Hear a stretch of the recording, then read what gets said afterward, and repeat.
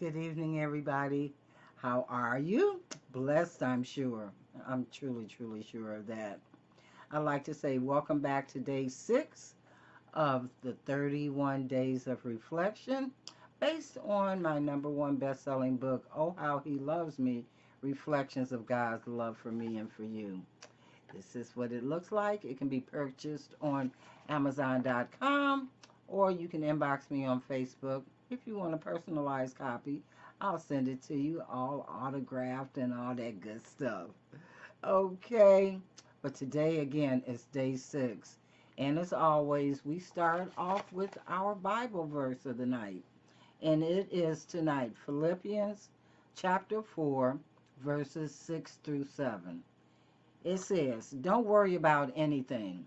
Instead, pray about everything. Tell God what you need and thank Him for all that He has done. Then you will experience God's peace, which exceeds anything we can understand. His peace will guard your hearts and minds as you live in Jesus Christ. This is powerful. This is very, very powerful. So powerful that it takes me back to those days when I didn't know about gratitude. I didn't remember prayer. I just lived my life roaming aimlessly from dope house to dope house, man to man, drug to drug, from one feeling and emotion to another, not knowing where I was going, not knowing what my life was going to be like. I'm not going to say I really didn't care, but my actions showed that it didn't seem like I cared. But in the end, the evidence of God's love for me, it produced this. It produced me. Right now, the best me that I can be. The best that I'm going to be? Probably not, because He's not done. He's not done with me at all. But today, I'm okay. I'm okay in the skin that I'm in. I know my purpose. I know the purpose that He has for me today. And I know the meaning of gratitude, the act or art of being grateful. And being grateful is more than just saying I'm grateful, more than just feeling that I'm grateful, but showing gratitude. Showing the world, showing people, showing God that I truly, truly appreciate what He's done in my life. And believe me, I do. Just random acts of kindness, just telling a family member that you love them, just telling them that you're there for them, wishing that you could do more.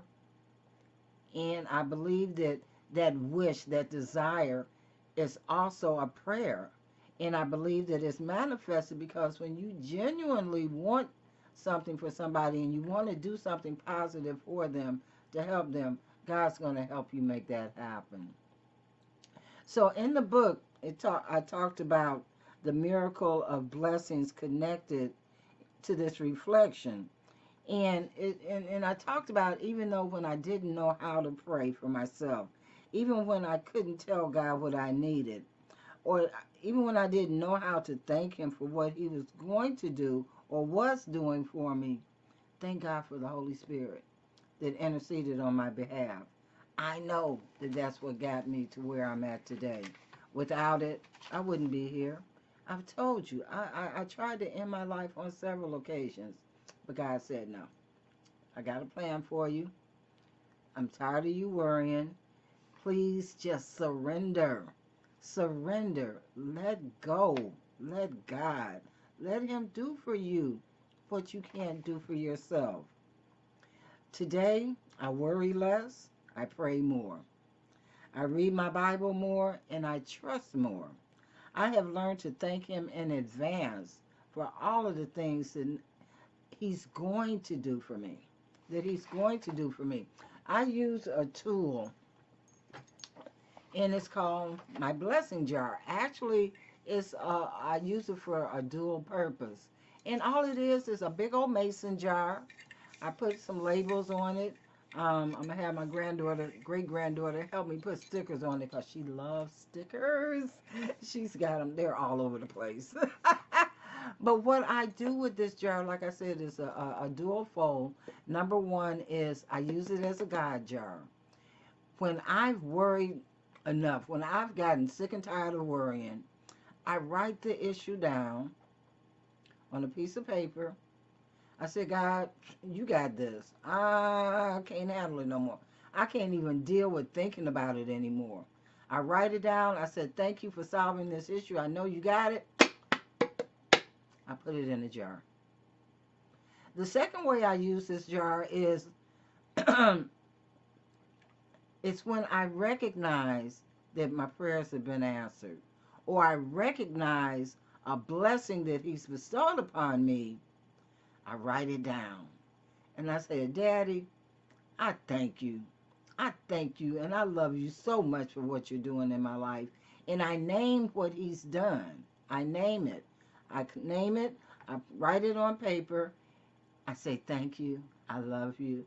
And I put it in the jar. And I put it in the jar. At the end of the year, I open the jar up and I lose my mind. I read all of the prayers that I asked. I read all the blessings and answered prayers that He has provided for me. And I am just one happy daddy's girl. My daddy loves me so much. So much. And guess what? He loves you too.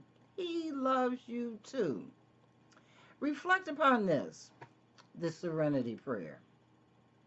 God, grant me the serenity to accept the things I cannot change, the courage to change the things that I can, and the wisdom to know the difference. I can't change anybody but me, and even I need help from God with that. Create, Lord, in me a clean heart and renew a right spirit in me. That spirit that I had when I was a child, that childhood faith, that childhood love for God, that just indescribable urging and craving to do what's good in His sight. Bring that back. Bring that back to me. I want it. Give it to me. And when you ask, guess what? You receive. When I ask, guess what? I receive. I receive. Let go and let God. Worry about nothing. Pray about everything. And guess what? You have opened yourself up to the peace of God that surpasses all understanding. You will know without a shadow of a doubt that, yeah, He loves you. He loves you. And you be smiling, you be grinning, you be just laughing and just having a good time. Just you and God. He listens and He answers prayers.